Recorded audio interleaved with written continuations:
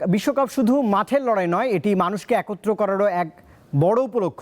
আজকে Surf Excel fan of the ডেতে থাকছে নারায়ণগঞ্জের সোনারগাঁও, যেখানে বিশ্বকাপের শুরুতে ব্রাজিলের প্রতি ভালোবাসা জানাতে শতাধিক মোটরসাইকেল নিয়ে আয়োজন করা হয়েছিল এক বর্ণাঢ্য শোভাযাত্রার। ফুটবল কিভাবে মানুষের আবেগ, সম্প্রীতি আর উদযাপনের উপলক্ষ হয়ে ওঠে, তারই এক সুন্দর উদাহরণ আজকের আয়োজন। বিশ্বকাপের শুরুর দিকেই ফুটবল উন্মাদনায় রঙিন হয়ে উঠেছিল নারায়ণগঞ্জের সোনারগাঁও। শতাধিক মোটরসাইকেল, হলুদ সবুজের পতাকা, প্রিয় দলের জার্সি আর ব্যানার ফেস্টুনে মুখর ছিল পুরো এলাকা।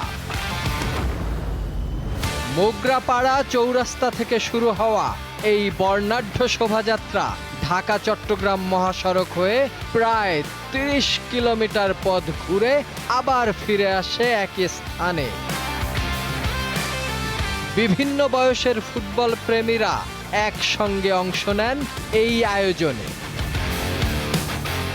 বিশ্বকাপে ব্রাজিলের অভিযান শেষ হলেও ফুটবলের প্রতি ভালোবাসা আর সমর্থকদের এই উচ্ছ্বাস আজও একই রকম অটুট।